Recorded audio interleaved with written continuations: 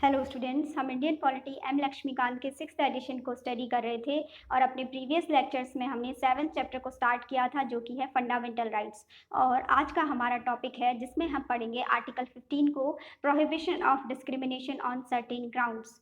इसमें हम आर्टिकल 15 को स्टडी करेंगे। Article 15 provides that the state shall not discriminate against any citizen on grounds only of religion, race, caste, sex और place of birth। इसमें ये बताया गया है कि जो आर्टिकल 14 है वो कहता है कि स्टेट इन 5 बेसिस पर क्या है, किसी भी सिटीजन के साथ कोई भी किसी भी प्रकार का डिस्क्रिमिनेशन नहीं कर सकता है। और वो 5 ग्राउंड्स हैं, रिलीजन, रेस, कास्ट, सेक्स और place of birth. In 5 grounds पे कोई भी स्टेट जो है वो किसी भी पर्सन में या कि किसी भी सिटीजन में इन 5 बेसिस पर डिस्क्रिमिनेशन नहीं कर सकता है। ये आर्टिकल 15 में दिया गया है। The two crucial words in this provision are discrimination and only। इसमें जब हम आर्टिकल 15 को स्टडी करते हैं तो इसमें दिया गया है स्टेटमेंट में कि the state shall not discriminate any citizen on ground only of religion, race, caste, sex और place of birth। इसमें 2 वर्ड दिए गए हैं, एक है डिस्क्रिमिनेट और एक है only of। तो हमने इसमें समझना है कि जो वर्ड डिस्क्रिमिनेशन है उसका मीन्स ये है कि कोई भी क्या है अलग से डिफरेंट प्रोविज़न बनाना या क्या है डिफरेंस क्रिएट करना, ठीक है, एडवर्स डिस्टिंक्शन करना। और साथ ही क्या है कि किसी भी पर्सन को किसी बाकी अदर पर्सन से क्या करना, अलग से क्या करना, उसके लिए कुछ स्पेशल प्रिविलेजेस उसको प्रोवाइड कराना, ठीक है, जो कि हम दूसरों के फेवर में नहीं करते हैं, सिर्फ पर्टिकुलर पर्सन को उससे डिस्टिंग्विश कर देते हैं। इस चीज़ को कहते हैं डिस्क्रिमिनेशन, जिसमें कि इक्वलिटी का कॉन्सेप्ट नहीं होता है। जब हम क्या है कि किसी भी पर्सन को डिस्टिंग्विश कर देते हैं, उसको अलग कर देते हैं और उसको क्या है कि दूसरे व्यक्तियों को क्या है उसके जैसा ट्रीटमेंट नहीं प्रोवाइड कराते हैं, तो इसको कहते हैं डिस्क्रिमिनेशन। और स्टूडेंट्स, इसमें जो ये आर्टिकल 15 है, इसमें जो स्टेटमेंट है उसमें जो दूसरा वर्ड दिया गया है ओनली, इसको हमें ध्यान से समझना होगा। ये यहाँ पे इसलिए दिया गया है, ओनली का मीन्स ये है कि जो स्टेट है वो किसी भी सिटीजन के साथ डिस्क्रिमिनेशन नहीं कर सकता है, वो सिर्फ इन 5 बेसिस पर जो कि हैं रिलीजन, रेस, कास्ट, सेक्स और place of birth. In 5 basis पर ही क्या है, इन सर्टेन ग्राउंड्स पर ही क्या है, कोई भी स्टेट जो है वो इंडियन सिटीजन्स में डिस्क्रिमिनेशन नहीं कर सकता है। डिस्क्रिमिनेशन का प्रोहिबिशन है सिर्फ in only in 5 certain grounds, ठीक है। बाकी अदर किसी भी ग्राउंड्स में किसी भी अदर बेसिस पर डिस्क्रिमिनेशन को किया जा सकता है, वहाँ पर प्रोहिबिशन नहीं है, ठीक है। ये लिखा भी है, the word only defines that discrimination on other grounds is not prohibited. In 5 grounds को छोड़कर जो कि क्या हो, जो कि रिलीजन, रेस, कास्ट, सेक्स और प्लेस ऑफ बर्थ से डिफरेंट हो, उसके अलावा अगर कोई भी क्या है अदर ग्राउंड्स हैं तो उनके लिए डिस्क्रिमिनेशन का प्रोहिबिशन नहीं है, इज नॉट प्रोहिबिटेड, ठीक है। वहाँ पे डिस्क्रिमिनेशन स्टेट के अकॉर्डिंग किया जा सकता है। ये हम आर्टिकल 15 में पढ़ते हैं। नेक्स्ट ये क्या है कि जो इसमें आर्टिकल 15 में सेकंड प्रोविज़न आया था, वो ये कहता है कि that no citizen shall be subjected to any disability, liability, restriction और condition on grounds only of religion, race, caste, sex और place of birth with regard to. ये बताया गया है कि जो आर्टिकल 15 का जो सेकंड प्रोविज़न आया था उसमें ये बताया गया कि कोई भी सिटीजन को कि चाहे वो किसी भी प्रकार की डिसेबिलिटी हो उसको, कोई भी लायबिलिटी हो उसको, ठीक है, कि किसी भी पर्सन को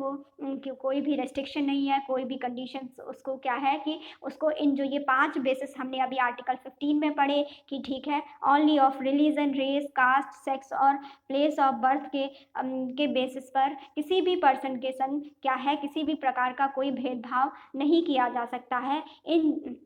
इन जगहों पर, ठीक है। जैसे कि ये प्लेसेस दिए गए हैं पॉइंट ए और पॉइंट बी, जिसमें से कि पहला है एक्सेस टू शॉप्स, ठीक है, दूसरा है पब्लिक रेस्टोरेंट, ये है hotel and places of public entertainment. ये कहा गया है कि स्टेट के द्वारा किसी भी पर्सन को, किसी भी इंडियन सिटीजन को इन 5 ग्राउंड्स के बेसिस पर क्या है भेदभाव करके, डिस्क्रिमिनेशन करके रोका नहीं जा सकता है। किसी भी शॉप पे जाने से, या पब्लिक रेस्टोरेंट में जाने से, या फिर होटल में जाने से, या फिर किसी भी क्या है पब्लिक इंटरटेनमेंट के प्लेस पर जाने से किसी भी पर्सन को स्टेट के द्वारा क्या है इन 5 बेसिस पर डिस्क्रिमिनेशन नहीं किया जा सकता है। ठीक है, नेक्स्ट ये है B point, the use of wells, tanks, bathing ghats, road, places of public resort maintained wholly or partly by the state funds, ठीक है, और dedicated to the use of general public. Students, इसमें ये बताया गया है कि इस चीज़ पर भी स्टेट, ये जो दूसरा पॉइंट है उसमें ये बताया गया है कि स्टेट और साथ ही साथ कोई भी पर्सन जो है वो किसी भी पर्सन को, किसी भी अदर इंडियन सिटीजन को क्या है इन 5 ग्राउंड्स पे, जैसे कि रिलीजन के बेसिस पर, रेस के बेसिस पर, ठीक है, कास्ट के बेसिस पर, सेक्स के बेसिस पर, या प्लेस ऑफ बर्थ के बेसिस पर क्या है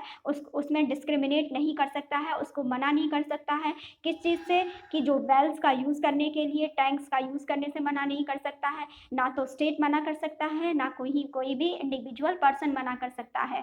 जिनको कि स्टेट के द्वारा बनाया गया है। ठीक है, ऐसी चीज़ें हैं जिनको कि स्टेट ने फंड दिया हो, या फिर जिसमें पूरा स्टेट का कंट्रोल रहा हो, या फिर पार्टली जिसमें कि आधा क्या है स्टेट का भाग रहा हो, स्टेट ने क्या है फंडिंग की हो और उसको क्या दिया हो, जनरल पब्लिक के लिए उसको डेडिकेट किया हो।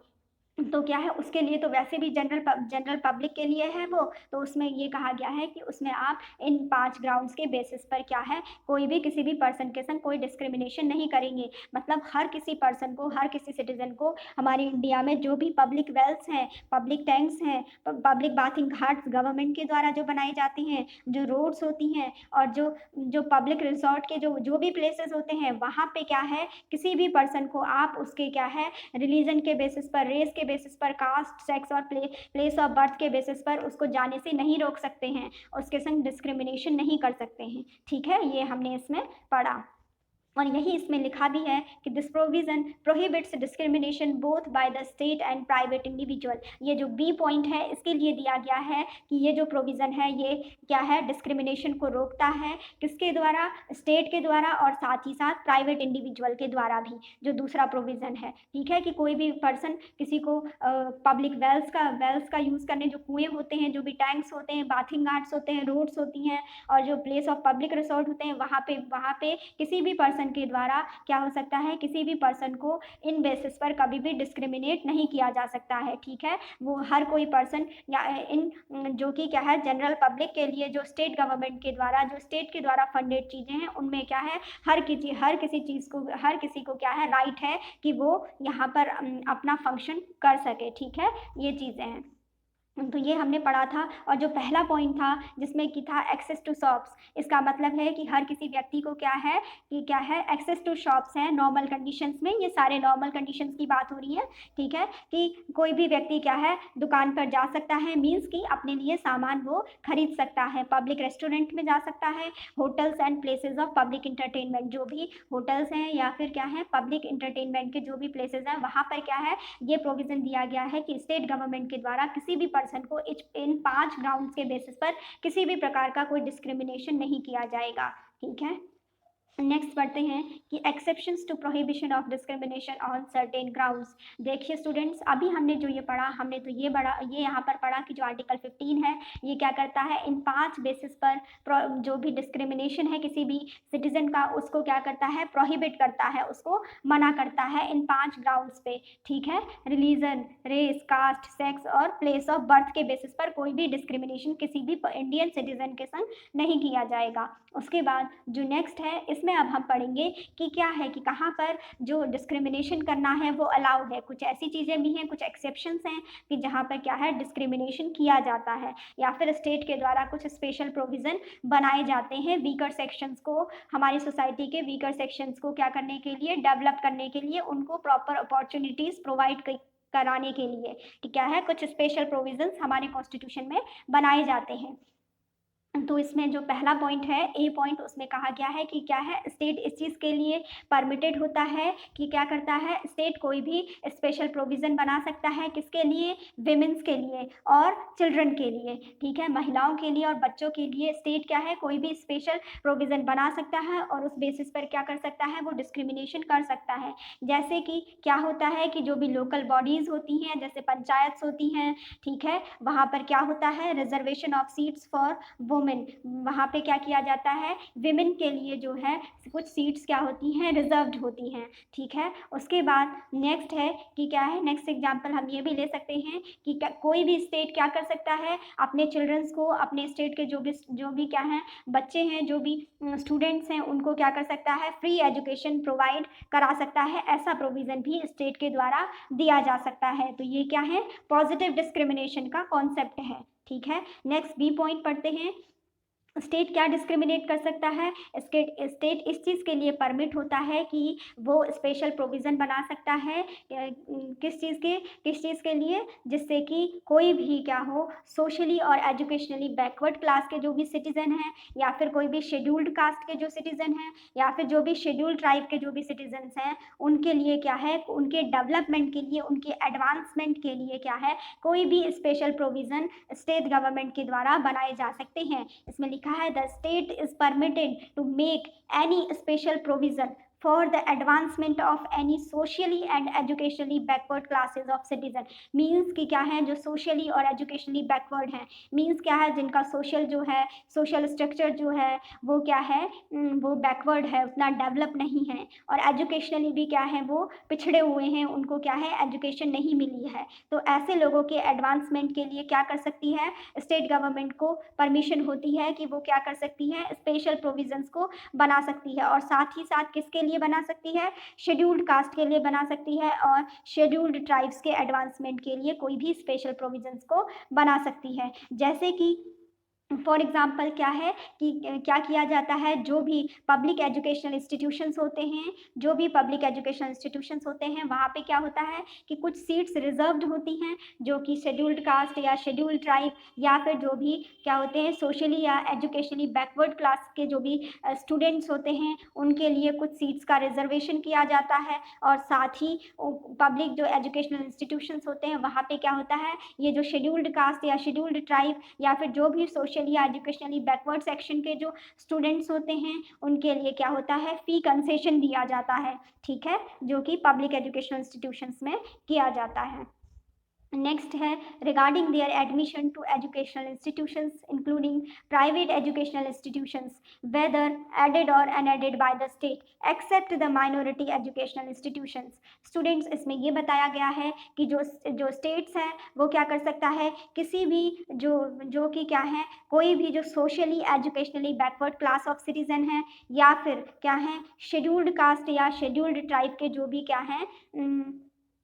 शेड्यूल्ड कास्ट या शेड्यूल्ड ट्राइब के जो भी स्टूडेंट्स हैं, उनके लिए क्या किए जाते हैं, उनके एडमिशन के लिए, ठीक है, रिगार्डिंग देयर एडमिशन, उनके एडमिशन के लिए किसी भी एजुकेशनल इंस्टीट्यूशंस में, जो कि क्या है, प्राइवेट एजुकेशनल इंस्टीट्यूशन है या फिर क्या है, स्टेट से एडेड हैं, ठीक है, या ऐसे प्राइवेट एजुकेशनल इंस्टीट्यूशन जो कि क्या है, कुछ स्टेट से एडेड हैं या फिर स्टेट से एडेड नहीं हैं, ठीक है, और उनको वहाँ पर क्या है कि स्टेट गवर्नमेंट को ये परमिशन होती है कि वो जो भी सोशली बैकवर्ड हैं या फिर क्या है, सोशली बैकवर्ड हैं, और जो क्या है, शेड्यूल्ड ट्राइब के हैं, जो शेड्यूल्ड कास्ट के जो स्टूडेंट्स हैं, उनके एडमिशन्स के रिगार्डिंग कुछ स्पेशल प्रोविजंस बना सकती है स्टेट गवर्नमेंट को, इस चीज़ की परमिशन होती है, ठीक है, जिससे कि ये जो क्या है, जो सोशली बैकवर्ड हैं, जो एजुकेशनली बैकवर्ड सेक्शन है हमारी सोसाइटी का, और जो कि क्या है, शेड्यूल्ड कास्ट के जो लोग हैं और जो शेड्यूल्ड ट्राइब के जो पर्सन हैं, उनके जो चिल्ड्रंस हैं, उनको भी क्या मिल सके, एजुकेशन उनको प्रोवाइड कराई जा सके। इसके लिए क्या है, उनके एडमिशन से रिलेटेड कुछ प्रोविजंस स्टेट गवर्नमेंट के द्वारा बनाए जाते हैं, लेकिन ये जो प्रोविजंस हैं, ये माइनॉरिटी एजुकेशनल इंस्टीट्यूशंस में लागू नहीं होते हैं, ठीक है। माइनॉरिटी एजुकेशनल इंस्टीट्यूशंस को क्या होता है, आर्टिकल 30 में ये कहा जाता है कि उनको क्या है, उनको ये राइट दिया गया है कि वो अपने जो भी माइनॉरिटी एजुकेशनल इंस्टीट्यूशन है वो अपने अकॉर्डिंग उसको क्या कर सकते हैं, एडमिनिस्टर कर सकते हैं और अपने अकॉर्डिंग उसको क्या कर सकते हैं, एस्टैब्लिश कर सकते हैं, अपने अकॉर्डिंग बना सकते हैं। और लेकिन उसको छोड़कर, माइनॉरिटी एजुकेशनल इंस्टीट्यूशंस को छोड़कर स्टेट के जितने भी एजुकेशनल इंस्टीट्यूशन है, चाहे वो पब्लिक एजुकेशनल इंस्टीट्यूशन हो, चाहे वो प्राइवेट एजुकेशनल इंस्टीट्यूशन हो, प्राइवेट एजुकेशनल इंस्टीट्यूशन में भी चाहे वो एडेड हो या फिर अनएडेड हो स्टेट के द्वारा, उन हर किसी के लिए क्या है, स्टेट के पास ये परमिशन होती है, स्टेट को ये राइट होते हैं कि वो क्या कर सकता है, स्पेशल प्रोविजंस बना सकता है, जिससे कि इन सोशली बैकवर्ड क्लासेस के जो स्टूडेंट्स हैं, जो शेड्यूल्ड कास्ट के जो स्टूडेंट्स हैं, जो शेड्यूल्ड ट्राइब्स के जो स्टूडेंट हैं, जो educationally backward section of society के जो स्टूडेंट्स हैं, उनको भी क्या हो, स्टेट के द्वारा एजुकेशन प्रोवाइड कराई जा सके। ठीक है, इसके लिए प्रोविज़न किए जाते हैं ताकि उनका भी एडवांसमेंट हो पाए। डी पॉइंट पढ़ते हैं, provision for the reservation of up to 10% of seats for economically weaker section of the citizens in admission to educational institutions, including private educational institutions, whether added or unaided by the state, except the minority educational institutions. Students, जो ये D point है इसमें क्या कहा गया है, इसमें basically ये कहा गया है कि स्टेट ऐसे प्रोविजन बनाती है जिससे कि क्या होता है, जो इकोनॉमिकली वीकर सेक्शन, अभी तक तो हम क्या बात कर रहे थे, सोशली जो बैकवर्ड थे, एजुकेशनली बैकवर्ड थे, और जो शेड्यूल्ड ट्राइब के थे और जो शेड्यूल्ड कास्ट के थे, ऐसे लोगों के लिए हम प्रोविज़न बना रहे थे। ऐसे स्टूडेंट्स के एडमिशन के लिए स्टेट गवर्नमेंट क्या कर रही थी, प्रोविज़न्स बना रही थी। लेकिन डी पॉइंट में क्या किया गया है कि जो इकोनॉमिकली वीकर सेक्शंस हैं उनके लिए क्या किया गया है, उनके लिए भी जो एजुकेशनल इंस्टीट्यूशंस हैं स्टेट में, चाहे वो प्राइवेट एजुकेशनल इंस्टीट्यूशन हो, चाहे वो पब्लिक एजुकेशनल इंस्टीट्यूशंस हो, ठीक है, हर किसी एजुकेशनल इंस्टीट्यूशन में जो क्या किया गया है, इकोनॉमिकल वीकर सेक्शन के लिए रिजर्वेशन किया गया है 10% ऑफ सीट्स में। ठीक है, 10% रिजर्वेशन दिया गया है इकोनॉमिकली वीकर सेक्शंस को। ठीक है, ताकि उनका क्या हो सके, वहाँ पे एडमिशन हो सके, इंक्लूडिंग जिसमें कि कौन आएंगे, प्राइवेट एजुकेशनल इंस्टीट्यूशंस भी आते हैं, चाहे वो स्टेट के द्वारा एडेड हो या फिर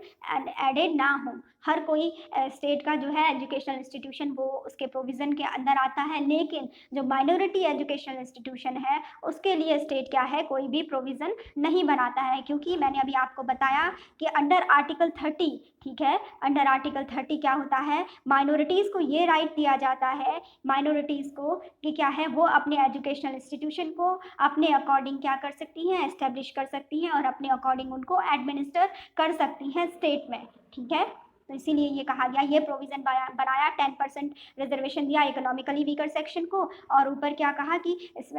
स्टेट्स में जो भी एडमिशन के रिगार्डिंग जो भी एजुकेशनल इंस्टीट्यूशंस हैं उनके लिए क्या बनाए गए, डिफरेंट प्रोविजंस क्या है स्टेट बना सकता है। उसके बाद क्या है कि जो ये रिजर्वेशन है 10% का, वो किसके लिए था, जो कि economically weaker sections of citizen हैं हमारे इंडिया में। ठीक है, ताकि उनको क्या कराया जा सके, एडमिशन दिलाया जा सके एजुकेशनल इंस्टीट्यूशंस में स्टेट की, चाहे वो फिर प्राइवेट एजुकेशन इंस्टीट्यूशन हो या फिर पब्लिक एजुकेशनल इंस्टीट्यूशन हो। उसके बाद है, this reservation of up to 10% would be in addition to the existing reservation. ये कहा गया है कि जो ये 10% का जो ये रिजर्वेशन दिया गया है, ये क्या होगा, जो कि एग्जिस्टिंग रिजर्वेशन है उनमें, उनके लिए क्या होगा, उनमें क्या है, एक एडिशन है। ठीक है, ये क्या है, एक एडिशन है, ये एक्स्ट्रा 10% दिया जा रहा है अलग से, अभी तक जो प्रोविजंस थे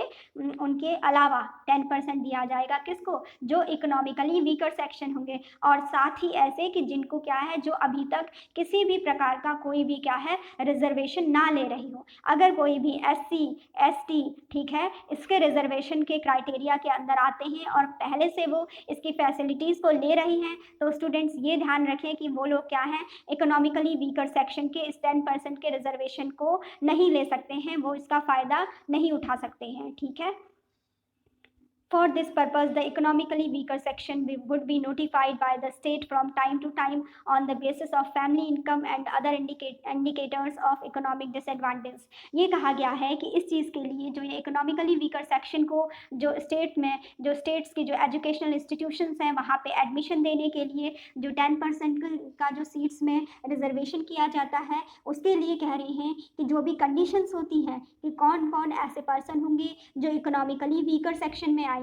ठीक है, उसकी जो भी कंडीशंस होंगी उसको क्या किया जाएगा, उसको स्टेट गवर्नमेंट के द्वारा क्या किया जाएगा, नोटिफाई किया जाएगा समय समय पर, ठीक है, जिसमें कि on the basis of family income, ठीक है, जिसमें कि देखा जाएगा कि किसी भी पर्सन की फैमिली इनकम कितनी है और साथ ही साथ जो भी उसके क्या है इकोनॉमिक डिसएडवांटेजेस की क्या क्या इंडिकेटर्स हैं कि उसको क्या क्या क्या है, किस चीज़ का उसको फ़ायदा नहीं मिल रहा है या फिर उसकी क्या है जो इकोनॉमिक सिचुएशन है वो कितनी ख़राब है। ये सारी चीज़ों को देख के और उसकी फैमिली इनकम के बेसिस पर ही क्या किया जाएगा, उसको इकोनॉमिक वीकर सेक्शन में उसको रखा जाएगा और उसको ये 10% ऑफ रिजर्वेशन जो है वो एजुकेशन उसके लिए क्या है एजुकेशन में एडमिशन के लिए उस पर भी प्रोविज़न उस पर अप्लाई होगा, ठीक है। ये कहा गया है इसमें कि स्पेशली जो इकोनॉमिकल वीकर सेक्शन है उसकी जो भी कंडीशन होगी कि कैसे, अब ये कॉन्सेप्ट आता है कि ठीक है गवर्नमेंट की तरफ से ये तो ऑर्डर आ गया कि जो इकोनॉमिकली वीकर सेक्शन है अब उनको क्या किया जाएगा, 10% का रिजर्वेशन दिया जाएगा जिससे कि वो क्या हो किसी भी एजुकेशनल इंस्टीट्यूशन में स्टेट के जो कि प्राइवेट एजुकेशनल इंस्टीट्यूशन हो, ठीक है, चाहे वो एडेड हो या फिर नहीं एडेड हो स्टेट के द्वारा, वहाँ पर क्या होगा ऐसे प्रोविज़न किए जाएंगे कि अब इकोनॉमिकली वीकर सेक्शन के लिए 10% सीट्स का रिजर्वेशन होगा एडमिशन में। तो ये तो ठीक है, ये प्रोविज़न आ गया, तो अब लेकिन इनको इकोनॉमिकली वीकर सेक्शंस को आइडेंटिफाई कैसे करना है कि कौन कौन उसके अंदर आएंगे, ठीक है, कौन कौन ऐसे पर्सन है, इस चीज़ के लिए क्या है क्या किया जाएगा, ये सारी कंडीशन किसके द्वारा बताई जाएंगी, notified by the state government. State क्या है टाइम टाइम पे अपनी कंडीशंस को बताता रहेगा, ठीक है, कि आपकी फैमिली इनकम कितनी होनी चाहिए या क्या क्या कंडीशंस होनी चाहिए, तब आप क्या होंगे इकोनॉमिकली वीकर सेक्शन के अंदर आएंगे। तो इसके लिए जो सारी टर्म्स एंड कंडीशंस हैं इकोनॉमिकल वीकर सेक्शंस में वो कौन बताता है, उसको नोटिफाई किया जाता है स्टेट गवर्नमेंट के द्वारा समय समय पर, ठीक है, ये इसमें कहा गया है। उसके बाद नेक्स्ट है reservation for OBCs in educational institutions. अभी हमने ये पढ़ा कि क्या किया गया था, यहाँ पर 10% रिजर्वेशन दिया गया था इकोनॉमिकली वीकर सेक्शंस को, ठीक है। उसके बाद नेक्स्ट अब हम पढ़ रहे हैं कि अब क्या है कि जो ओबीसी है अदर बैकवर्ड सेक्शंस हैं उसका रिजर्वेशन के प्रोविज़न क्या है एजुकेशनल इंस्टीट्यूशंस में क्या है एडमिशन से रिलेटेड, ठीक है, जो कि क्या है ओबीसी कैटेगरी है उसके रिजर्वेशन उसके लिए क्या रिजर्वेशन जो किया गया है एजुकेशनल इंस्टीट्यूशंस में उसमें एडमिशन से रिलेटेड क्या क्या प्रोविजंस हैं उसको हम अब स्टडी करेंगे। क्या हुआ था कि सेंटर ने जो सेंट्रल एजुकेशनल इंस्टीट्यूशंस रिजर्वेशन इन एडमिशन एक्ट 2016, ठीक है, उसको इनेक्ट किया गया था सेंट्रल गवर्नमेंट के द्वारा 2006 में, जिसमें ये कहा गया कि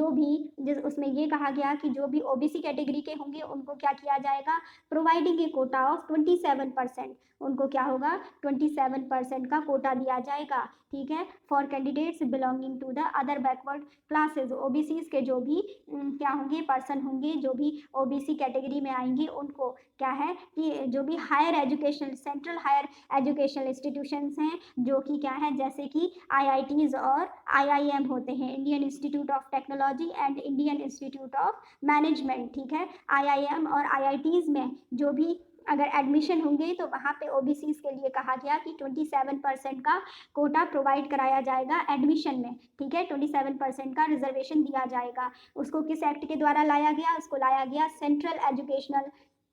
इंस्टीट्यूशंस रिजर्वेशन इन एडमिशन एक्ट 2006 के थ्रू, तो उसमें ये प्रोविज़न लाया गया। फिर है इन अप्रैल 2008 the supreme court upheld the validity of both the 93rd amendment act of 2005 and the OBC Kota act. ये था स्टूडेंट्स जो ये 93rd अमेंडमेंट एक्ट ऑफ 2005 आया था, उसमें क्या किया गया था कि उसमें ओबीसीज के लिए क्या है स्पेशल प्रोविजंस बनाने के लिए कि ताकि उनको भी क्या है एडमिशन प्रोवाइड कराया जा सके सेंट्रल एजुकेशनल इंस्टीट्यूशंस में, जो कि central higher educational institution institutions हैं वहाँ पर इसके लिए प्रोविजंस क्या हैं दिए गए थे। तो जिसको इफ़ेक्टिव किया गया उसके लिए जो एक्ट बनाया गया उसके थ्रू, जो कि आया सेंट्रल एजुकेशनल इंस्टीट्यूशंस रिजर्वेशन इन एडमिशन एक्ट 2006, उसके थ्रू, इस एक्ट के थ्रू क्या है, इस प्रोविज़न को क्या किया गया, अप्लाई किया जाएगा कि अब जितनी भी IITs हैं, जितने भी IIM हैं, जो कि क्या है सेंट्रल हायर एजुकेशनल इंस्टीट्यूशंस हैं हमारे, वहाँ पर क्या किया जाएगा, OBC कैटेगरी के जो भी OBC कैटेगरी से जो भी स्टूडेंट्स क्या करेंगे, बिलोंग करेंगे, उनको 27% का कोटा एडमिशन में प्रोवाइड कराया जाएगा। और उसके बाद क्या हुआ कि कोर्ट ने कहा कि कोर्ट ने इस चीज़ को बताया, सुप्रीम कोर्ट ने, कि जो सेंट्रल गवर्नमेंट है वो जो बना रही है ये जो कोटे का प्रोविज़न है 27% का, उसमें क्या करेगी, एक्सक्लूड करेगी जो क्रीमी लेयर है उसको OBC में से, ये प्रोविज़न आया। The court directed the central government to exclude the creamy layer advanced section among the OBCs while implementing the law। Supreme court ने यह आदेश दे दिया उसके बाद कि क्या है कि सेंट्रल गवर्नमेंट को क्या करना होगा, जो क्रीमी लेयर है, जो एडवांस्ड सेक्शन है OBC में, ठीक है, उनको क्या करना होगा, इस प्रोविज़न को, ये 27% का जो कोटा है वो प्रोवाइड करने से पहले क्या करना होगा, इन जो एक क्रीमी लेयर के लोग हैं, जो एडवांस्ड सेक्शन के लोग हैं OBC में ही, ठीक है, उनको एक्सक्लूड करना होगा, उनको पहले बाहर निकालना होगा, उनको इसमें नहीं रखा जाएगा, जो कि क्या है एडवांस्ड सेक्शन है OBC में, या फिर क्या है जो क्रीमी लेयर में आते हैं। तो अब हम इसको समझेंगे कि ये OBC में क्रीमी लेयर क्या होती है, या फिर एडवांस्ड सेक्शन के लोग किस किस को कहा जाता है, क्रीमी लेयर में OBC के कौन कौन से लोग आते हैं। ठीक है, क्या पढ़ा, सुप्रीम कोर्ट ने ये डायरेक्शन दी कि क्या होगा, सेंट्रल गवर्नमेंट को क्या करना होगा, क्रीमी लेयर को इसमें इंक्लूड नहीं करना होगा, ऐसे लोग जो कि एडवांस्ड सेक्शन ऑफ सोसाइटी है और जो है तो OBC के ही, लेकिन वो लोग क्या हो गए हैं, डेवलप हो चुके हैं और वो क्रीमी लेयर में हैं, तो उनको ये 27% ऑफ जो ये रिजर्वेशन कोटा है एडमिशन में, जो सेंट्रल हायर एजुकेशनल इंस्टीट्यूशंस हैं, IITs हैं, IIM हैं, वहाँ पर क्या है, ये रिजर्वेशन उनको नहीं दिया जाएगा जो कि क्रीमी लेयर में आते हैं। तो स्टूडेंट्स अब हम समझते हैं कि ये OBC की क्रीमी लेयर क्या है, इसमें किन किन लोगों को रखा जाता है। ठीक है, क्रीमी लेयर अमंग OBCs, ठीक है, कि ये जो अदर बैकवर्ड सेक्शंस हैं, सेक्शंस ऑफ सोसाइटी है, इसमें क्या है, क्रीमी लेयर किन किन पर्सन को कहा जाता है। The children of the following different categories of people belong to creamy layer among OBCs and thus will not get the quota benefit। ये कहा गया है कि जो अभी जो हम जो कैटेगरीज पढ़ेंगे, ठीक है, ये जो कैटेगरीज पढ़ेंगे इसके अंदर जो भी पर्सन आएंगे उन सबको हम क्या कहेंगे, क्रीमी लेयर कहेंगे अमंग OBCs। OBC में हैं लेकिन वो क्या है, क्रीमी लेयर के अंदर आते हैं, इसीलिए उनको क्या होगा, उनको ये कोटा बेनिफिट जो 27% का दिया जा रहा था सेंट्रल हायर एजुकेशनल इंस्टीट्यूशंस में, IITs और IIM में एडमिशन के लिए, वो उनको प्रोवाइड नहीं कराया जाएगा। ऐसे कौन कौन से लोग हैं, तो हम उसको स्टडी करते हैं। इसमें पहला पॉइंट है persons holding constitutional post like president, ठीक है, वाइस प्रेसिडेंट, जजेस of the supreme court, high courts, chairman and member of UPSC, ठीक है, SPSCs यानी स्टेट पब्लिक सर्विस कमीशंस, ठीक है, CEC means chief election commissioners, CAG controller and auditor general and so on. ये कहा गया है इसमें कि कोई भी पर्सन जो कि क्या है, किसी कॉन्स्टिट्यूशनल पोस्ट में हो, कॉन्स्टिट्यूशनल पोस्ट मीन्स किसी संवैधानिक पद पर हो, जैसे कि वो प्रेसिडेंट हो हमारे देश का, वाइस प्रेसिडेंट के पद पर हो, जज ऑफ सुप्रीम कोर्ट हो, जज ऑफ हाई कोर्ट हो, या क्या हो, चेयरमैन ऑफ UPSC हो, या फिर क्या हो, मेंबर ऑफ UPSC हो, या फिर क्या हो, किसी भी स्टेट पब्लिक सर्विस कमीशन का चेयरमैन हो वो पर्सन, ठीक है, या फिर वो पर्सन क्या हो, स्टेट पब्लिक सर्विस कमीशन का कोई मेंबर हो, या फिर वो चीफ इलेक्शन कमिश्नर हो, ठीक है, चीफ इलेक्शन कमिश्नर में आता है, चीफ इलेक्शन कमीशन में आता है, या फिर वो कंट्रोलर एंड ऑडिटर जनरल के पद पर है, या फिर ऐसे ही जो भी कॉन्स्टिट्यूशनल पोस्ट पे अगर कोई भी पर्सन है वो OBC की कैटेगरी में आता है, तो उसको क्या है, क्रीमी लेयर में कंसीडर किया जाएगा और उसको क्या है, ये 27% का जो कोटा बेनिफिट है ये उसको प्रोवाइड नहीं कराया जाएगा। ठीक है स्टूडेंट्स, उसके बाद नेक्स्ट पढ़ते हैं कि ग्रुप A और class first and group B और class second officers of all India. पूरे इंडिया में क्या है, जितने भी ग्रुप ए या क्लास फर्स्ट के जितने ऑफिसर्स हैं, ग्रुप बी या क्लास बी के जितने भी ऑफिसर्स हैं, और साथ ही जो क्या है सेंट्रल एंड स्टेट सर्विसेज में हैं ऐसे एम्प्लॉयज़, ठीक है, और जो क्या है ऐसे एम्प्लॉयज़ जो कि उससे रिलेटेड, उसके जैसे, उसकी इक्विवेलेंट जो भी पोस्ट हैं पब्लिक सेक्टर अंडरटेकिंग्स में, पीएसयूज में, उनके समकक्ष क्या है जो भी पोस्ट हैं उनको क्या है, उनको क्रीमी लेयर में कंसीडर किया जाएगा। ये स्टूडेंट्स ये क्या है तो ओबीसी ही, लेकिन क्या है ओबीसी में ही भी वो क्या है इन पोस्ट पर हैं, तो इसीलिए उनको उनकी जो सिचुएशन है वो इकोनॉमिकल सिचुएशन, उनका सोशल स्ट्रक्चर, वो सारी चीज़ें क्या हैं बहुत बढ़िया हैं, बहुत अच्छी हैं, ऑलरेडी डेवलप्ड हैं। वो लोग क्या है ऑलरेडी डेवलप्ड सोसाइटी के लोगों में आते हैं, तो इसीलिए क्या है उन लोगों को ये जो है एक्स्ट्रा जो क्या है जो ये कोटा बेनिफिट है 27% का उनको नहीं दिया जाएगा, ये इसमें प्रोविज़न किया गया था, ठीक है। फिर हमने पढ़ा कि बैंक्स में, इंश्योरेंस ऑर्गेनाइजेशन के कोई भी एम्प्लॉयज़ हो या फिर यूनिवर्सिटीज़ के कोई एम्प्लॉय हो, ठीक है, जो कि क्या हो स्टेट पब्लिक सर्विस कमीशन के जो भी पर्सनस हैं उनके इक्विवेलेंट हो, ठीक है। And also in the private employment, चाहे कोई भी पर्सन क्या हो उनके समकक्ष ही क्या हो प्राइवेट एम्प्लॉयमेंट में हो।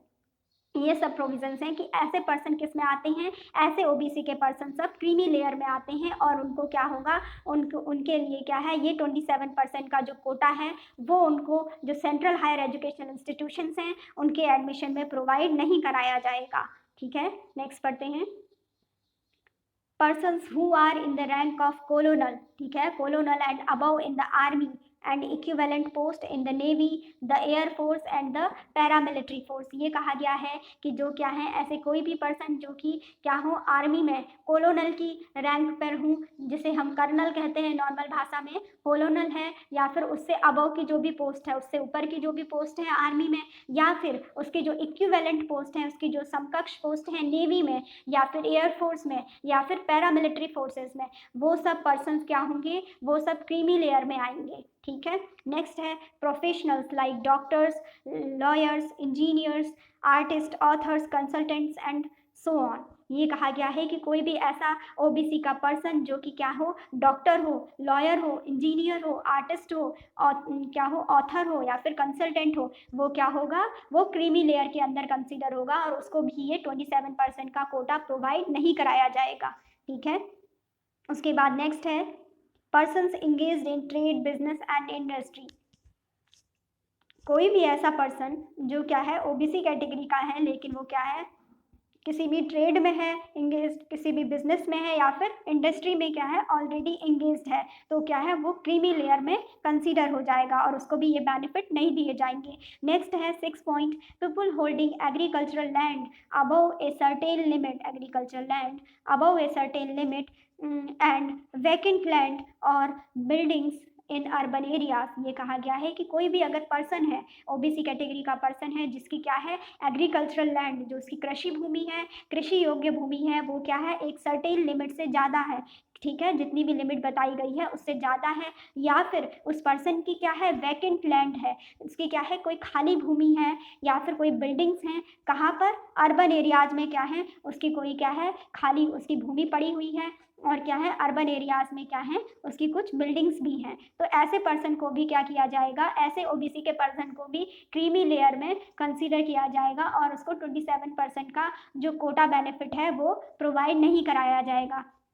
7th पॉइंट पढ़ते हैं, persons having gross annual income of more than 8 lakh rupees और पजेसिंग वेल्थ अबव द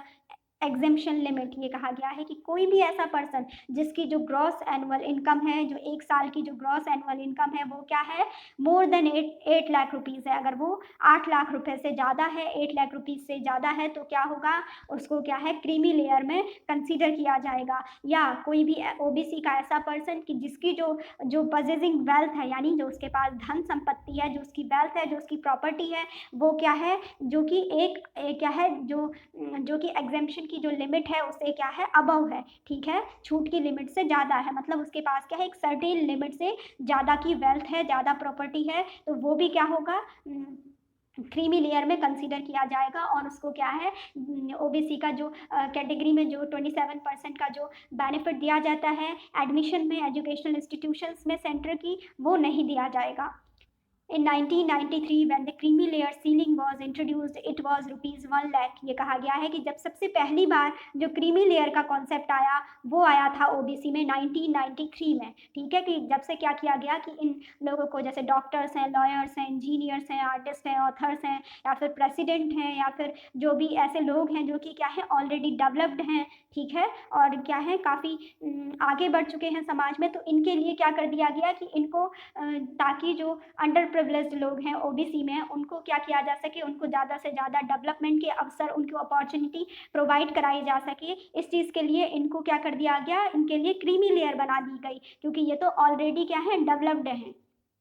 इसके लिए क्या था, क्रीमी लेयर का जो कॉन्सेप्ट आया वो 1993 में आया। तो तब क्या था कि जो ये जो लिमिट थी कि जो कि ग्रॉस एनुअल इनकम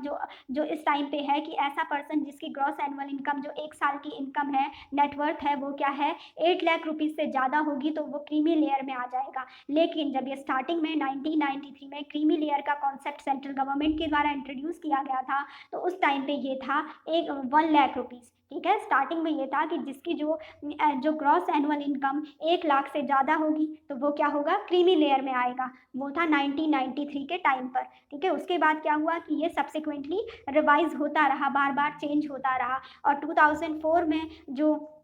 ये क्रीमी लेयर की जो सीलिंग थी वो क्या हो गई, उसके लिए बताया गया कि ग्रॉस एनुअल इनकम कितनी होनी चाहिए, 2.5 लाख होनी चाहिए या फिर उससे ज़्यादा होनी चाहिए। उसके बाद नेक्स्ट कॉन्सेप्ट आया, फिर चेंज हुआ 2008 में कि जो है अब क्या होना चाहिए, ग्रॉस एनुअल इनकम क्या होनी चाहिए, यानी 1 साल की जो नेटवर्थ है वो कितनी होनी चाहिए, 4.5 लाख होनी चाहिए या फिर उससे ज़्यादा होनी चाहिए, 4.5 लाख रुपीज़ होनी चाहिए या फिर उससे ज़्यादा होनी चाहिए, तो वो क्या हो जाएगा, क्रीमी लेयर में आ जाएगा। उसके बाद नेक्स्ट है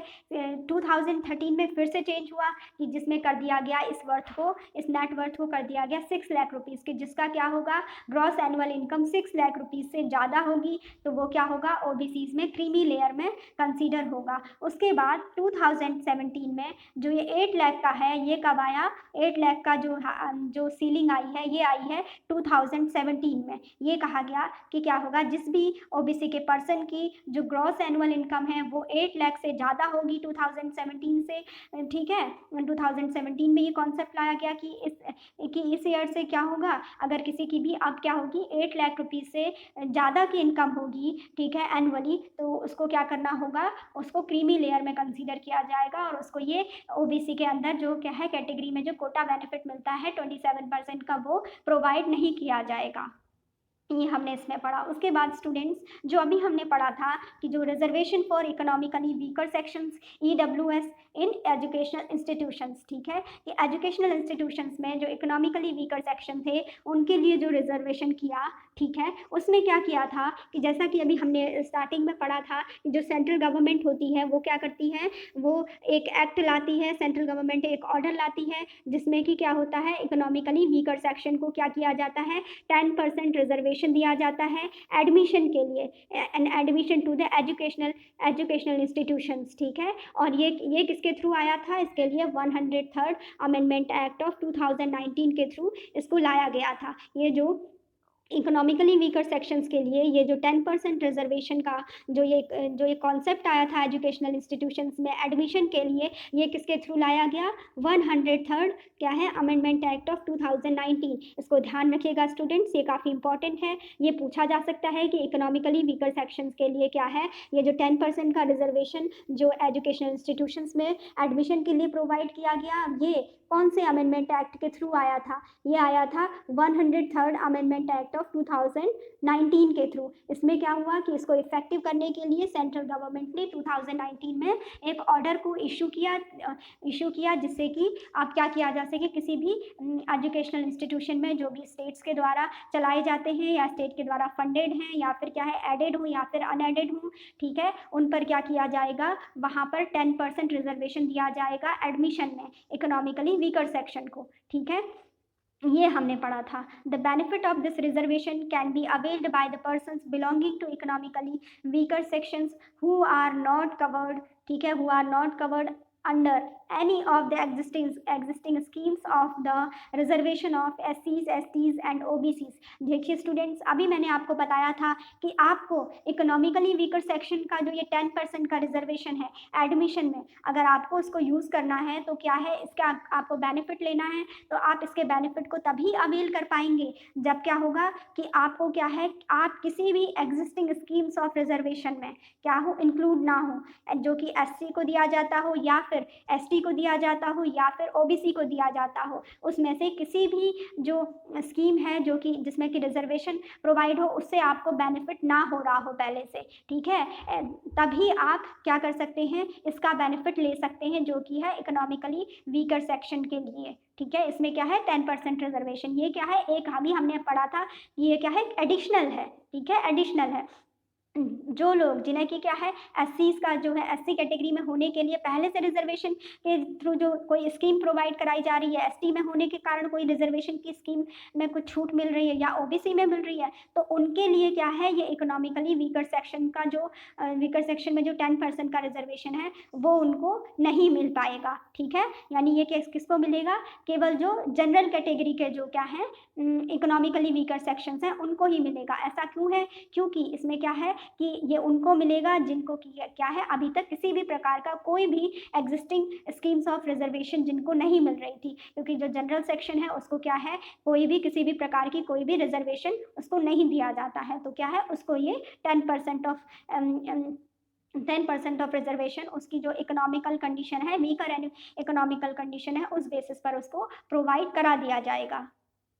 नेक्स्ट है eligibility criteria for reservation to economically weaker section, ठीक है। इसमें जो कुछ इंपॉर्टेंट जो एलिजिबिलिटी क्राइटेरिया है, जो कुछ कंडीशंस हैं कि जिससे क्या है कि कोई भी पर्सन क्या कर सकता है, इकोनॉमिकली वीकर सेक्शन में अपना जो 10% का जो उसको रिजर्वेशन मिलेगा एडमिशन में, उसके लिए वो क्या कर सकता है, एप्लीकेबल हो सकता है। लेकिन कब हो सकता है, उसके लिए क्या है, एलिजिबल होने के लिए कौन कौन से क्राइटेरिया हैं उनको हम स्टडी कर रहे हैं। जैसे कि उसमें ये कहा गया है कि person whose family has gross annual income below 8 lakh rupees are to be identified as economically weaker section for the benefit of reservation। ये कहा गया है कि कोई भी ऐसा पर्सन जिसकी फैमिली की जो ग्रॉस एनुअल इनकम है, ठीक है, जो नेटवर्थ है पूरे वर्ष की वार्षिक जो उसकी इनकम है, ठीक है, पूरे क्या है पूरे एक कंप्लीट ईयर की जो इनकम है, ग्रॉस एनुअल इनकम है, वो क्या है, अगर वो 8 लाख से कम है तो ऐसे पर्सन को क्या किया जाएगा, इकोनॉमिकली वीकर सेक्शन का बेनिफिट दिया जाएगा, उसको वो क्या है 10% का जो रिजर्वेशन है वो उसको प्रोवाइड कराया जा सकता है, ठीक है। अगर उसकी क्या है जो फैमिली की जो पूरी टोटल जो ग्रॉस एनुअल इनकम है वो क्या है बिलो 8 लाख है, ठीक है, बिलो 8 लाख है। नेक्स्ट है the income would include income from all sources. जो हम ये फैमिली इनकम की बात कर रहे हैं, इस फैमिली इनकम में क्या है, इनकम के सारे सोर्सेज आ जाएंगे, चाहे वो क्या हो, सैलरी से आती हो, अगर हाँ एग्रीकल्चर भी करते हैं, खेती भी करते हैं साथ में, तो वो इनकम भी उसमें, अगर आप जाते हैं कि नहीं हमें तो क्या चाहिए, हमें क्या है 10%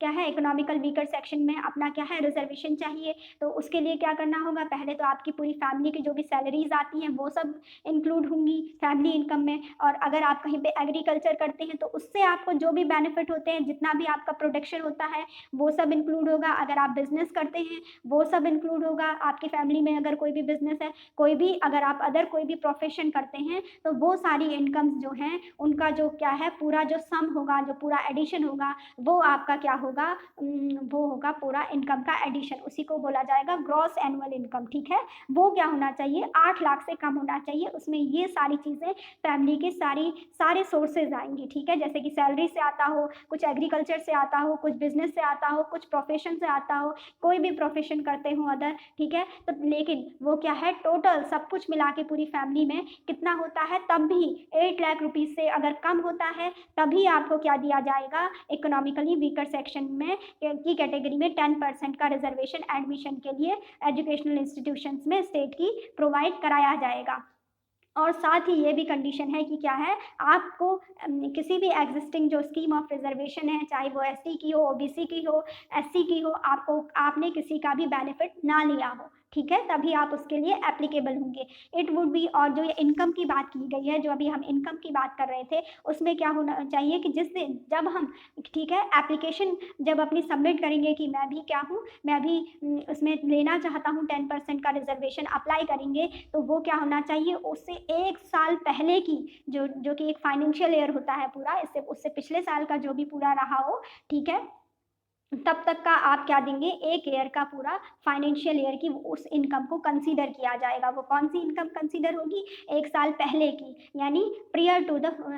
for the financial year prior to the year of application, ठीक है, 1 साल पहले का जो है वो पूरा फाइनेंशियल ईयर की वो इनकम आप उसमें शो करेंगे कि हाँ ये हमारी इनकम है पूरी फैमिली की, जो कि क्या है सारे सोर्सेज से आती है। ये नहीं कि आप खाली एक सैलरी का दिखा दें। अगर आप एग्रीकल्चर होता है, बिजनेस होता है, कोई प्रोफेशन और होते हैं, तो उन सबको इंक्लूड करके, मर्ज करके, उनका एडिशन करके आपको ये दिखाना होगा कि हाँ ये क्या है, इनका सम भी मेरा 8 लाख रुपए से कम हो रहा है, तो इसीलिए मैं क्या हूँ, एलिजिबल हूँ। और क्या है, मेरी जो प्रीवियस फाइनेंशियल ईयर है उसमें जो एनुअल, जो मेरी ग्रॉस इनकम है, ग्रॉस एनुअल इनकम है, वो क्या है, 8 लाख रुपए से कम है, तो क्या है, तब आपको एप्लीकेबल माना जाएगा। और उसमें है exclusion from economical weaker sections, मतलब कुछ ऐसी चीज़ें हैं कि अगर आपके पास क्या होगा, इनमें से कोई भी एक चीज़ होगी तो क्या होंगे, आपको इकोनॉमिकली वीकर सेक्शन कैटेगरी से हटा दिया जाएगा, आप फिर उस कैटेगरी में कंसीडर नहीं किए जाएंगे। Persons whose family owns or possesses any one of the following assets or to be excluded from being identified as economically weaker sections irrespective of the family income. ये कहा गया है कि कोई भी ऐसा पर्सन कि जिसकी फैमिली में, ठीक है, जिसकी फैमिली क्या हो, उसके पास क्या हो, या तो फैमिली ओन्स और पजेसेस, फैमिली रखती हो, उनमें से कोई भी एक, तो या भी हम नीचे पढ़ेंगे, इनमें से कोई भी किसी एक चीज़ को वो पजेस करती हो या फिर खुद में रखती हो, ऐसी चीज़ उनके पास हो, ठीक है। अगर ये जो हम ये ABCD इन 4 कैटेगरीज में पढ़ेंगे, इनमें से कोई भी एक जो है उनके पास ये किसी भी चीज़ को अगर ये ओन करते हो या पजेस करते हो, अपने पास रखते हो फैमिली, तो क्या होगा, उस पर्सन को क्या किया जाएगा, एक्सक्लूड कर दिया जाएगा इकोनॉमिकली वीकर सेक्शन से, ठीक है। फिर वो क्या होगा, आइडेंटिफाई नहीं किया जाएगा इकोनॉमिकली वीकर सेक्शन में, उसको इकोनॉमिकली वीकर सेक्शन की कैटेगरी से हटा दिया जाएगा, ठीक है। और इससे फिर कोई फर्क नहीं पड़ता कि उसकी क्या है, फैमिली इनकम क्या है, लेकिन उसके पास क्या है, अगर इसमें से ये जो अभी हम 4 ये पढ़ेंगे ABCD में, इनमें से कोई भी एक एसेट है, कोई भी एक संपत्ति है, या कोई भी एक प्रॉपर्टी या जो भी चीज़ें हैं ये है, तो वो फिर उसको इकोनॉमिकली वीकर सेक्शन क्या है, वीकर सेक्शन की कैटेगरी से हटा दिया जाएगा, ठीक है। उसको इकोनॉमिकली वीकर सेक्शन में आइडेंटिफाई नहीं किया जाएगा, एक्सक्लूड कर दिया जाएगा। तो वो क्या क्या कंडीशंस हैं पढ़ते हैं। इसमें पहला है 5 acres of agricultural land and above. अगर किसी भी पर्सन के पास या फिर उसकी फैमिली के पास क्या है, 5 एकर्स ऑफ एग्रीकल्चरल लैंड है या फिर उससे ज़्यादा है, ठीक है। किसी भी पास क्या है कि एग्रीकल्चरल लैंड जो है वो कितनी है, 5 एकड़ है, या फिर 5 एकड़ से ज़्यादा की एग्रीकल्चरल लैंड है, कृषि योग्य भूमि है उतना 5 एकड़ या 5 एकड़ से ज़्यादा, तो वो क्या होगा, ऐसा पर्सन इकोनॉमिकली वीकर सेक्शन में नहीं आएगा। फिर इससे कोई फर्क नहीं पड़ता कि उसकी फैमिली इनकम कितनी है, ठीक है। और दूसरी चीज़, या फिर क्या है, उसके पास क्या है, कोई भी एक रेजिडेंशियल फ्लैट है of 1000 square feet and above. उसके पास क्या है, कोई भी रेजिडेंशियल फ्लैट है कितने का, 1000 स्क्वायर फीट या फिर इससे ज़्यादा का, तो वो पर्सन भी क्या हो जाएगा, इकोनॉमिकली वीकर सेक्शन से उसको क्या कर दिया जाएगा, एक्सक्लूड कर दिया जाएगा, उसको हटा दिया जाएगा। नेक्स्ट पॉइंट है residential plot of 100 square yards and above in notified municipalities. ये कहा गया है कि जो भी क्या है म्यूनिसिपैलिटीज़ हैं, किसी भी नोटिफाइड म्यूनिसिपैलिटीज़ में उसके पास क्या है, उसके पास एक रेजिडेंशियल प्लॉट है जो कि क्या है 100 स्क्वायर यार्ड का है या फिर उससे ज़्यादा का प्लॉट है, ठीक है, म्यूनिसिपैलिटीज़ एरिया में, ठीक है। तो क्या होगा, वो पर्सन भी एक्सक्लूड हो जाएगा किससे, इकोनॉमिकली वीकर सेक्शन से, ठीक है। इनमें से क्या है, इन ABCD इनमें से इन चारों में से कोई भी अगर एक रखता हो, any one of the following, ठीक है। ऐसा नहीं है कि ये सबके सब होनी चाहिए, अगर एक भी प्रॉपर्टी उसके पास है कि जो कि लिमिट को क्रॉस करती हो, चाहे कि 5 एकड़ से ज़्यादा यानी 6 एकड़ अगर उसके पास क्या होगी, एग्रीकल्चर लैंड हो गई, तो वो क्या हो जाएगा, इकोनॉमिकली वीकर सेक्शन से एक्सक्लूड हो जाएगा, ठीक है। और फिर इस बात से कोई फ़र्क नहीं पड़ता कि उसकी फैमिली इनकम कितनी है, ठीक है? कोई भी एक कंडीशन जो है वो अप्लाई होनी चाहिए। नेक्स्ट जो है और जो फोर्थ पॉइंट है वो है residential plot of 200 square yard and above in areas other than the notified municipalities. अगर कोई ऐसी नोटिफाइड म्यूनिसिपैलिटी नहीं है, ठीक है, तो वहाँ पर क्या है, उसका क्या है, रेजिडेंशियल प्लॉट कितना है, 200 यार्ड का है, 200 यार्ड्स का है या फिर उससे ज़्यादा का है, लेकिन क्या है वो नोटिफाइड म्यूनिसिपैलिटीज़ में नहीं है, ठीक है, किसी दूसरी जगह पर है, तो क्या होगा, उसको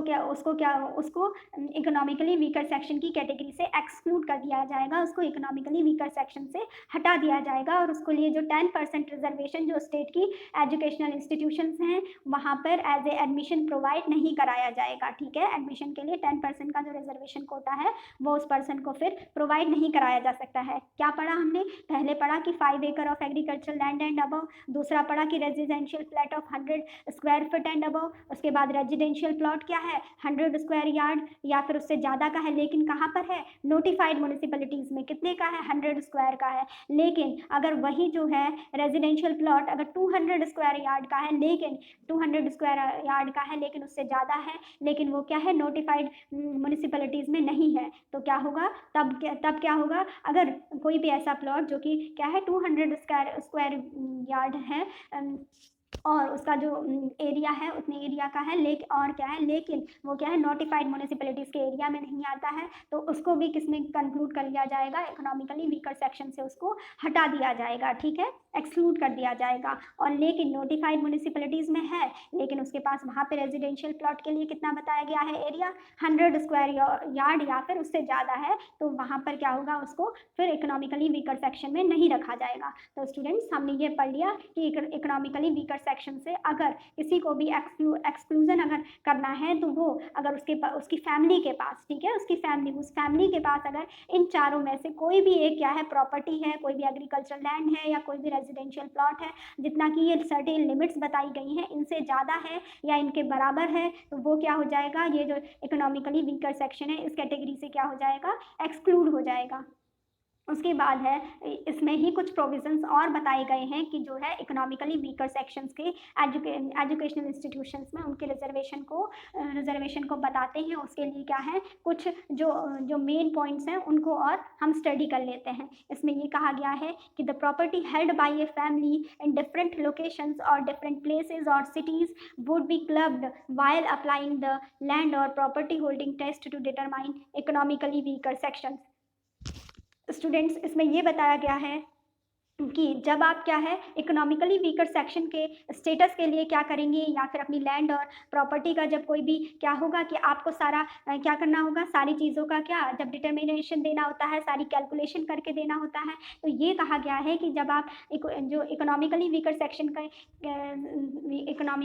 सेक्शन का जो स्टेटस है उसको प्रोवाइड करने के लिए जो भी उसकी जो प्रोसेस होगी, तो उसमें आपको क्या करना होगा कि जो प्रॉपर्टी होगी, ठीक है, उसमें जो प्रॉपर्टी आएगी उसको उसके बारे में बताया गया है कि प्रॉपर्टी हेल्ड बाय फैमिली, ठीक है, जो भी आपकी जो फैमिली है उसके द्वारा, जो भी कोई भी पर्सन है उसकी फैमिली के द्वारा जो भी प्रॉपर्टी है वो कहाँ पर डिफरेंट लोकेशंस में या फिर डिफरेंट प्लेसेस में या फिर डिफरेंट सिटीज़ में जो भी है अलग अलग जगह पर, जहाँ उन सबको क्या किया जाएगा, क्लब्ड किया जाएगा, ठीक है, यानी उन सबका एडिशन किया जाएगा। कि जैसे मान लीजिए कोई एक पर्सन है,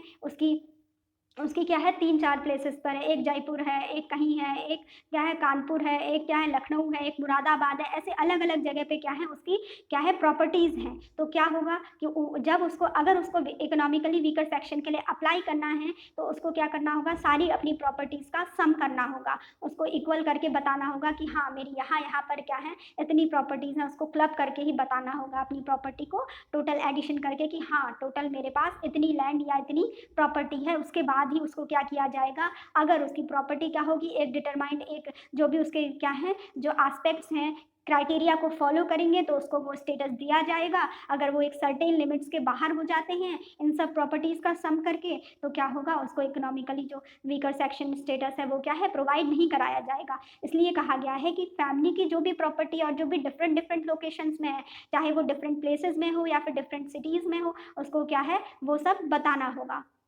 ये स्टेट के लिए बताया गया है। तो जैसे मान लीजिए हम उत्तराखंड स्टेट की बात करें, तो मान लीजिए किसी की प्रॉपर्टी रुद्रपुर में जितनी है, हल्द्वानी में जितनी है, या फिर किच्छा में जितनी है, इन 3 प्लेसेस पे है, तो वो क्या करेगा, अगर उसको इकोनॉमिकली वीकर सेक्शन के लिए अप्लाई करनी है, तो वो हर किसी का डेटा वहाँ पर जाके प्रोवाइड कराएगा, और उसको तीनों का डेटा फिर सम करके क्या होगा, उसको क्लब किया जाएगा, पूरा उसका मेंशन किया जाएगा, एडिशन किया जाएगा। उसके बाद ही अगर उसका जो है एडिशन क्या है, वो एक प्रॉपर क्राइटेरिया को फॉलो करेगा, उसके अंदर आएगा, तो उसको क्या दिया जाएगा, इकोनॉमिकली वीकर सेक्शन का स्टेटस प्रोवाइड किया जाएगा। ठीक है, नहीं तो अगर वो सर्टेन लिमिट्स के बाहर होगा, उसकी प्रॉपर्टी ज़्यादा हो जाएगी, तो क्या होगा, उसको इकोनॉमिकली वीकर सेक्शन से एक्सक्लूड भी किया जा सकता है। नेक्स्ट है, family for this purpose would include the person who seeks benefit for reservation. अब इसमें इस पॉइंट में स्टूडेंट्स ये समझाया गया है कि जो अभी हम फैमिली वर्ड की बात कर रहे हैं, कि फैमिली में हम तो कह रहे हैं कि फैमिली की प्रॉपर्टी, ठीक है, हम कह रहे हैं कि फैमिली की प्रॉपर्टी इतनी होनी चाहिए, फैमिली की इनकम इतनी होनी चाहिए। तो अब हमें इस पॉइंट में हम ये स्पेसिफाई करेंगे कि फैमिली में कौन कौन इंक्लूड है, फैमिली में हम किस पर्सन को इंक्लूड कर सकते हैं। तो फैमिली में क्या होगा कि फैमिली में तो सबसे पहले वो पर्सन आएगा, एक तो जो क्या है, खुद उसका बेनिफिट लेने वाला है रिजर्वेशन का, जो 10% रिजर्वेशन के लिए अप्लाई कर रहा है, वो पर्सन हो गया। और उसकी फैमिली में कौन हुआ, हिज और हर पेरेंट्स, उसके माता पिता, ठीक है, and siblings below the age of 18 years, और उसके ऐसे भाई बहन जिनकी एज क्या हो, 18 ईयर्स से कम हो, वो उसकी फैमिली में आएंगे। लेकिन क्या है, जिनकी एज क्या हो, 18 ईयर्स से कम हो, और साथ ही हर स्पाउस और चिल्ड्रन, और उसका जो भी है, उसका स्पाउस आएगा या स्पाउस आएगी, जो भी है, ठीक है, पति या पत्नी, और उस एप्लीकेंट की। और उसके बाद क्या होगा, children below the age of 18 years, ठीक है, और उनका जो भी क्या होगा, 18 ईयर्स से कम एज का अगर कोई भी बच्चा है, तो वो क्या होगा, वो उनकी फैमिली में कंसीडर होगा। जो कि यहाँ पर इकोनॉमिकली वीकर सेक्शन में जो फैमिली प्रॉपर्टी की बात हो रही है, जो हम कह रहे हैं, तो उसमें कौन कौन लोग, किस किस को कंसीडर किया जाएगा फैमिली की प्रॉपर्टी या फैमिली वर्ड में, तो उसके लिए बताया गया, एक तो वो पर्सन जो उस रिजर्वेशन का बेनिफिट लेगा, दूसरा उसके माता पिता, पेरेंट्स, ठीक है, उसके बाद क्या है, उसके ऐसे भाई बहन जो कि क्या है, 18 साल से जिनकी उम्र कम है, और उसकी, ठीक है, उसका स्पाउस, पति या पत्नी, जो भी है। और उसके बाद क्या है, चिल्ड्रन बिलो द एज, अगर below the age of 18 years, अगर उनका कोई भी बच्चा जिसकी एज क्या हो, 18 ईयर्स से कम हो, तो वो फैमिली में इंक्लूड होगा। तो स्टूडेंट्स, आज ये हमने समझ लिया, इसमें हमने क्या क्या समझा, काफ़ी ट्रिकी था, समझने वाला था, कोई टफ कॉन्सेप्ट नहीं था। बस ये हमने इसमें क्या पढ़ा, prohibition of discrimination on certain grounds, पूरा एक तरीके से देखा जाए तो हमने आर्टिकल 15 को हमने यहाँ पर स्टडी किया है, और इसमें हमने पढ़ा कि उसमें क्या क्या किए गए थे। हमने इसमें पढ़ा कि उसमें रीजनेबल जो डिस्क्रिमिनेशन किए गए थे, पॉजिटिव डिस्क्रिमिनेशन के कॉन्सेप्ट किए गए थे, क्या क्या एक्सेप्शन थे, कि जिसके थ्रू क्या किया गया कि इकोनॉमिकली वीकर सेक्शन को 10% का रिजर्वेशन प्रोवाइड कराया गया, और ओबीसीज के लिए क्या था, 27% का रिजर्वेशन कराया गया, ठीक है। और हमने इसमें आज के लेक्चर में ओबीसीज में क्रीमी लेयर का कॉन्सेप्ट समझ लिया कि कौन कौन से लोग हैं तो ओबीसी में ही, लेकिन क्या है, उनको नहीं दिया जाता है, ठीक है, उनको रिजर्वेशन नहीं दिया जाता है, कि जैसे जो कॉन्स्टिट्यूशनल पोस्ट में हो, ग्रेड ए ग्रेड बी की सर्विसेज में हो, सेंट्रल या स्टेट सर्विसेज में हो, पीएसयूज में हो, बैंक्स में हो, या कुछ ऐसी क्या हो, उनके समकक्ष क्या हो, जो कुछ क्या है, ऐसी जो प्राइवेट एम्प्लॉयमेंट में भी हूँ, वो सब आते हैं किसमें, क्रीमी लेयर्स में। फिर हमने पढ़ा कि जो क्या है, इकोनॉमिकली वीकर सेक्शंस हैं, उनके रिजर्वेशन के लिए जो एजुकेशनल इंस्टीट्यूशंस हैं, वहाँ पे जो 10% का कोटा जो रिजर्व किया गया है, ठीक है, उसके लिए क्या क्या सिचुएशंस हैं, क्या क्या कंडीशंस हैं, वो सब क्राइटेरिया हमने पढ़ लिए। फिर हमने पढ़ा कि